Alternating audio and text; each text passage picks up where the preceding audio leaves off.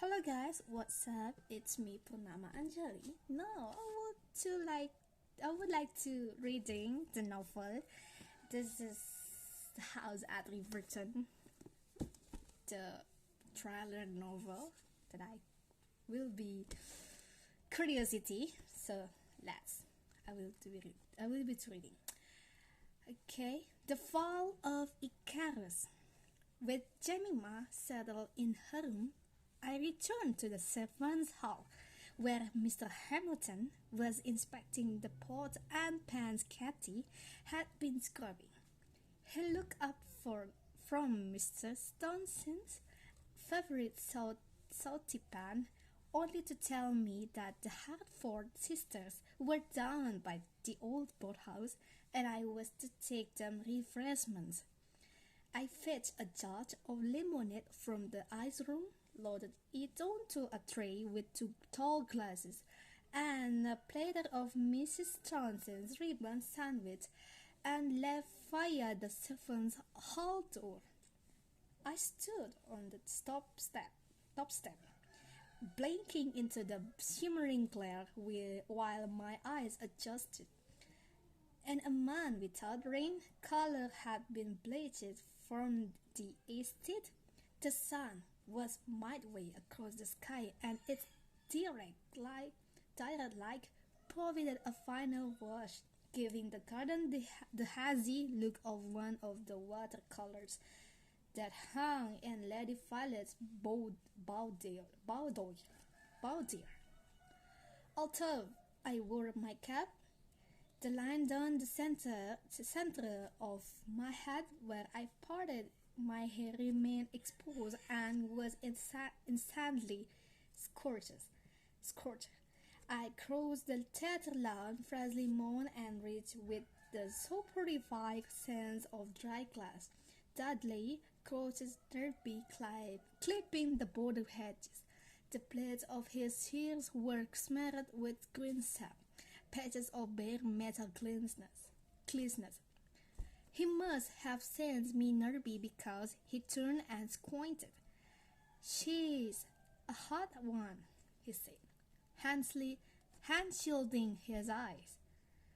"Hot enough to cook eggs on the railway," I said, quoting Nancy, wondering whether there was truth in the expression.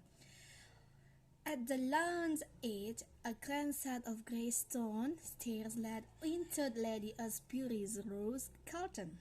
Pink blooms huge the trellises alive. Hugh got the trellis alive with the rundown of diligent bees hovering about their yellow hearts. I passed beneath the arbor, unlatched the kitchen gate, and started down the long walk. A stretch of great cobblestone set amongst a carpet of white elysium. Halfway along, tall hornbeam hedge gave way to the miniature yacht that bordered the Agassiz garden.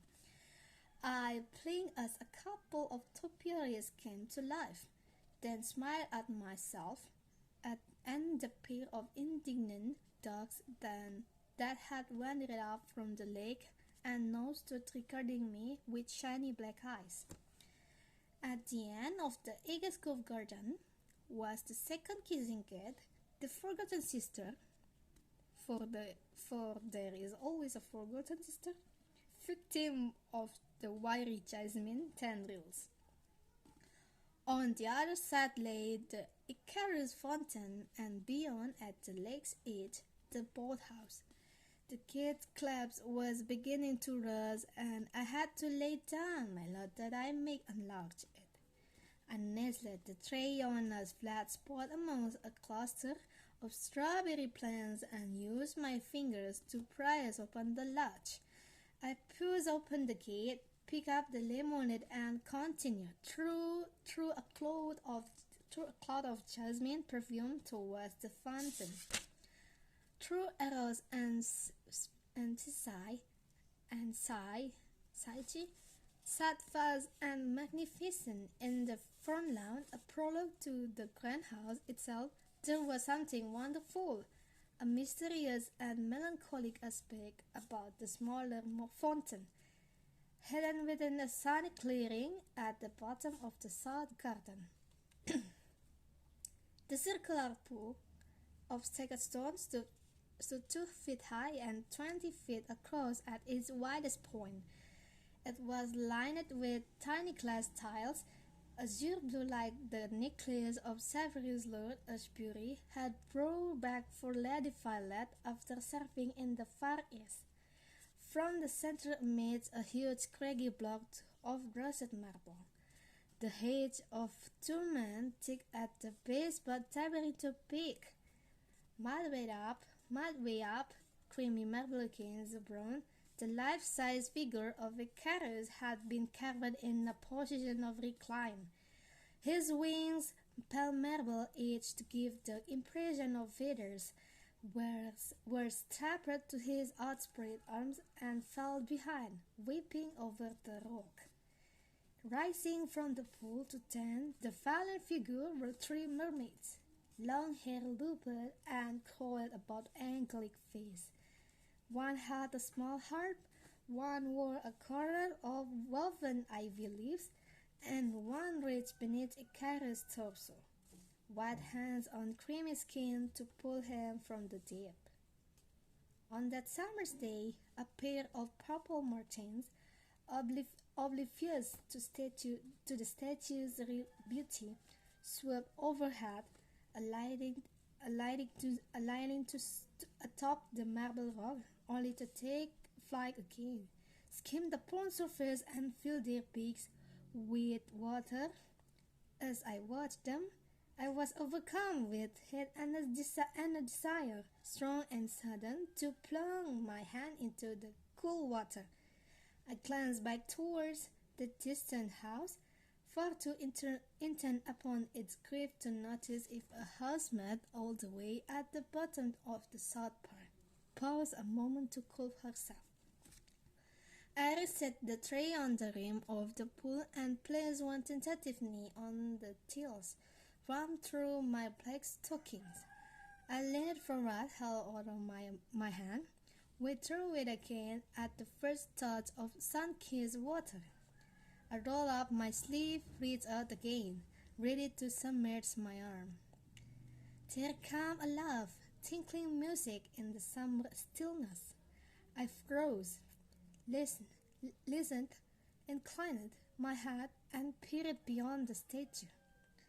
I saw them, then Hannah and Emmeline, not at the boathouse after all, but perched along the rim on the other side of the fountain.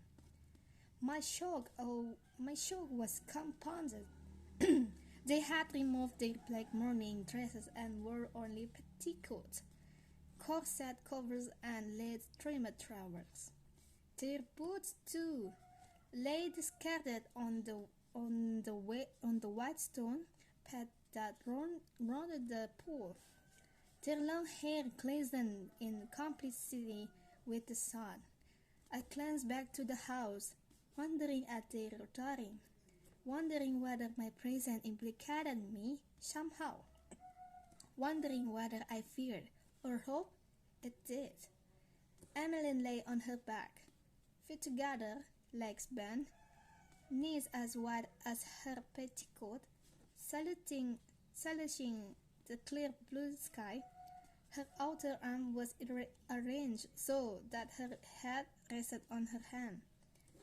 The other arm, soft, pale skin, a stranger to the sun, was extended straight over the pool, her eyes dancing a lazy figure of 8 so that alternate fingers pricked the pool's surface.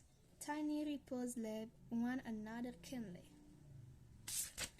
Hannah sat beside, one leg curled beneath her, the other bent so her chin rested on her knee, her toes flirting carelessly with the water. Her arms were wrapped around her right leg, and from one hand dangled a piece of paper so thin as to be almost transparent beneath the sun glare.